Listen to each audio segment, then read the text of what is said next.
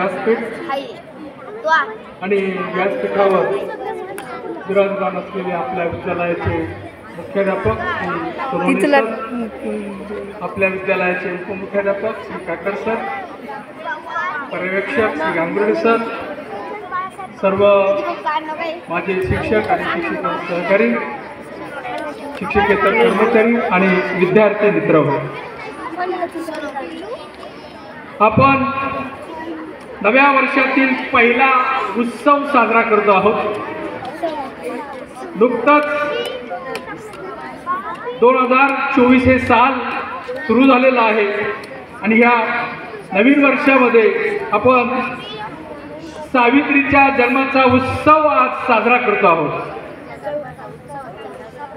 सत्यवान सावित्रीची कथा तुम्हाला माहीत असेल. ही ऐतिहासिक कथा आहे. त्या सावित्रीनं यमाच्या दरबारात जाऊन तिच्या पतीचे प्राण परत आणले आणि ह्या सावित्रीनं समोर बसलेल्या त्या या सावित्रीच्या लेकी आहे, या लेकीनं त्यांना शिक्षण देऊन त्यांना जगवलं, वाढवलं. आपल्या भारतामध्ये असणाऱ्या पहिल्या भारतीय शिक्षिका म्हणून त्यांचं नावलौकिक आहे. पहिल्या मुख्याध्यापिका म्हणून त्या प्रसिद्ध आहेत. स्त्री शिक्षणाच्या प्रणेता म्हणून त्या प्रसिद्ध आहेत आणि थोर समाजसेविका म्हणून देखील त्या प्रसिद्ध आहेत. विद्येची जननी आणि समस्त स्त्रियांना अंधारामधून उजेडामध्ये आणण्याची वाट दाखवणाऱ्या या क्रांतिज्योती. क्रांतिज्योती का म्हटलं त्यांना? उगाच क्रांतिज्योती म्हटलेलं नाहीये. आपल्याकडची आताची नावं जी आहेत ती अशी उगाच ठेवलेली असतात. नाव सोनूबाई आणि हाती फक्त कतलाचा वाडा असतो, पण हे जे नाव आहे हे सार्थ ठरणार असं नाव आहे. ज्योतिबांची पत्नी ती ज्योती आणि क्रांती म्हणजे काय? अचानक होणारा बदल. या समोर बसलेल्या ज्या सावित्रीच्या लेकी आहेत, या लेकींच्या जीवनात आणि जीवनामध्ये अचानक बदल घडून आणणारी ही सावित्री आहे. म्हणून त्यांचं नाव क्रांतिज्योती. त्यांच्या या जयंतीनिमित्त मी प्रथम त्यांच्या स्मृतीस अभिवादन करतो. एका छोट्याशा गावामध्ये त्यांचा जन्म झाला. नायगाव असं ते गाव, सातारा जिल्हा. आणि त्यांच्या त्या पुरसटलेल्या रूढीप्रमाणे 300 वर्षापूर्वीचा काळ आठवा मित्रांनो. तो पुरसटलेला असा काळ होता, रूढींनी बांधलेला असा काळ होता.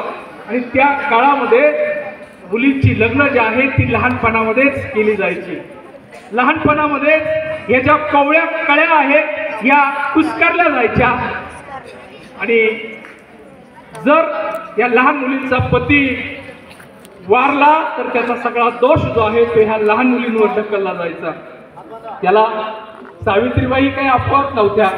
लहानपणामध्ये त्यांचं लग्न ज्योतिबांशी केलं गेलं.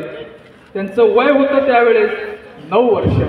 9व्या वर्षी मुलांचं आणि मुलींचं खेळण्याचं वागण्याचं वय असतं आणि त्या वयामध्येच त्यांचं लग्न त्यांच्यापेक्षा 2 वर्षांनी मोठ्या असलेल्या ज्योतिबांच्या बरोबर लावण्यात आलं. पण त्यांचं नशीब चांगलं होतं. ज्योतिबांशी त्यांचं लग्न झालं आणि तिथून पुढं त्यांचा संसार जो आहे तो फुलत गेला. पण दुःखाची गोष्ट अशी की त्यांना मुलबाळ झालं नाही. पण ते आपल्या दृष्टीनं दुःख, पण त्यांच्या दृष्टीनं मात्र दुःख नाही. निपुत्री म्हणून त्यांनी दुःख केलं नाही. त्यांनी यशवंत नावाचा जो ब्राह्मणाचा मुलगा आहे तो दत्तक घेतला आणि एक आदर्श घालून दिला. वास्तविक हे फुल्यांचं घर, पण ब्राह्मणाचा मुलगा जो आहे तो त्यांनी दत्तक घेतला. त्या काळामध्ये हे फार मोठं धारिष्ट्य होतं. जाती व्यवस्था, वर्ण व्यवस्था पराकुटीच्या त्या काळामध्ये पुढे गेलेल्या माजलेल्या होत्या आणि अशा काळामध्ये त्यांनी हे मोठं बंड केलेलं होतं. 1848ला पुण्यामध्ये बदनाम झालेली जी बुधवार पेठ आहे, या बुधवार पेठेमध्ये त्यांनी बेडेवाड्यामध्ये मुलींची शाळा सुरू केली. पहिल्या 6 मुली त्यांच्या शाळेमध्ये आलेल्या आहेत. पण तत्कालीन जो सनातनी वर्ग होता या सनातनींना घाबरून त्यावेळेस त्यांना शिकवायला देखील कोणी तयार नव्हतं. अशा वेळेस ज्योतिबा शांत बसले नाहीत.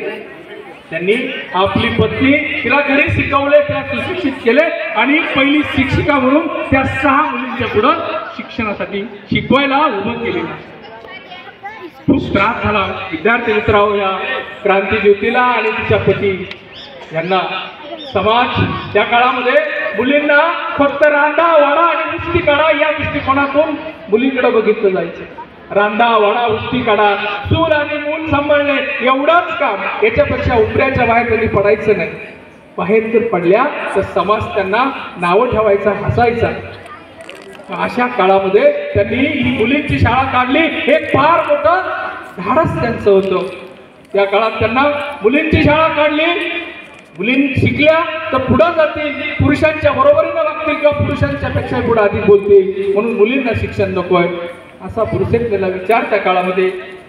आणि अशा बुरसटलेला विचार असलेल्या काळात त्यांनी मुलींसाठी प्रथम शिक्षणाचा प्रयत्न केला.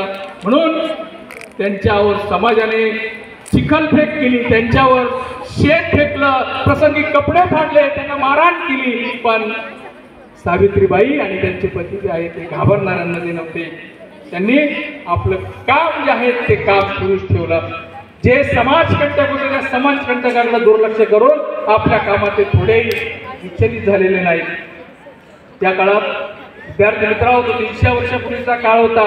रूढी आणि परंपरांना बुरसटलेला असा काळ होता. फक्त विद्यार्थ्यांनी म्हणजे मुलांनी शिक्षण घ्यावं, मुलींनी शिक्षण घेऊ नये असा तो काळ होता. आणि ह्या काळामध्ये सतीची चाल ही एक चाल होती.